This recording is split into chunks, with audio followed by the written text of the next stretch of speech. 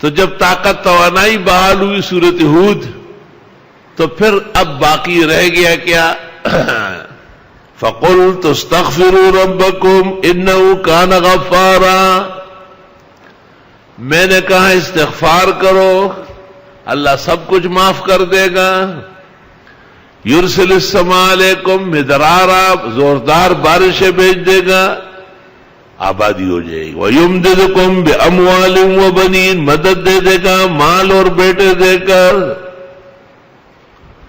وَيَجْعَلْ لَكُمْ جَنَّاتٍ، اور دے دے گا تم کو جنتیں، باغات۔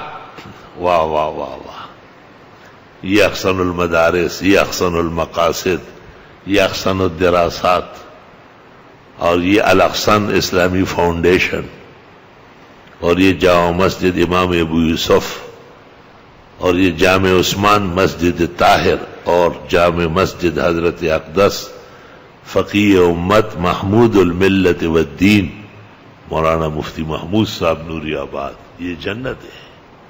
وَيَجْعَلْ لَكُمْ جَنَّاتٍ وَيَجْعَلْ لَكُمْ أَنْهَارًا، حدیثوں کی نہر، فقہ کی نہر، فتووں کی نہر، واعظ نصیحت کی نہر، اور تفسیر کا بحر ذخار۔ وَيَجْعَلْ لَكُمْ أَنْهَارًا مَا لَكُمْ لَا تَرْجُونَ لِلَّهِ وَقَارًا، تمہیں ہوا ہے کیوں نہیں سمجھتے ہو بات کو؟ اللہ تعالیٰ عظیم بزرگ و برتر سے تمہیں ان باتوں کا یقین نہیں آ رہا؟ عن ابن عباس رضی اللہ تعالی عنہما قال قال رسول اللہ صلی اللہ علیہ وسلم من لزم الاستغفار، وفی روایہ من اکثر الاستغفار جعل اللہ له من كل ضيق مخرجا ومن كل هم فرجا ورزقه من حيث لا يحتسب۔ ابو داؤد، ترمذی، نسائی، ابن ماجہ، تمام سنن۔ جو ہمیشہ استغفار کرے، ایک بات یہ، دوسرا یہ کہ کثرت سے کرے، بہت سارے آثار و روایات جمع کر کے عاجز فقیر طالب علم کمزور اس نتیجے پر پہنچا ہے کہ ہم کو روزانہ 1200 مرتبہ پورا کرنا ہوگا، حساب سیٹ ہو جائے۔ تجرباتی چیزیں، استاد ایک طالب کو کہتے ہیں 20 دفعہ پڑھو، دوسرے کو کہتے ہیں 100 بار پڑھنا ہو، تو استاد کا تجربہ و علم ہے، وہ جانتا ہے، اس سمجھانے کا استاد ہے، چھوٹا سا کمزور عاجز۔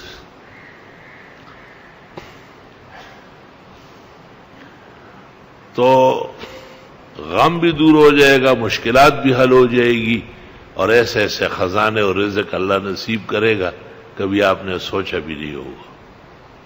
تو استغفار بہت کرو، خوب خوب استغفار کرو۔ اللہ تعالیٰ طالب علموں کو، تفسیر میں شرکت کرنے والوں کو، عرب و عجم کائنات کے 70-75 ملکوں کے مسلمان جو اس کو سن رہے ہیں اور اب تو دیکھ بھی رہے ہیں،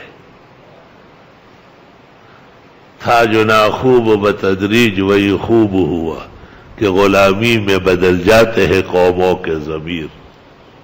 کبھی کبھی ایسا ارتکاب کرنا پڑتا ہے جس کے لیے کہنا پڑا کہ فمن اضطر غیر باغ ولا عاد، جو مجبور ہوا، نہ تو لذت ڈھونڈ رہا ہے اور نہ حد سے بڑھ رہا ہے، نہ کوئی رجوع کیا ہے اور نہ کسی مسئلے میں نرمی کی ہے، فلا اسم علیہ، صرف لوگوں کی ضرورت ہے، دین کے لیے لوگوں کا خیال رکھا جا رہا ہے تو گناہ نہیں ہوگا۔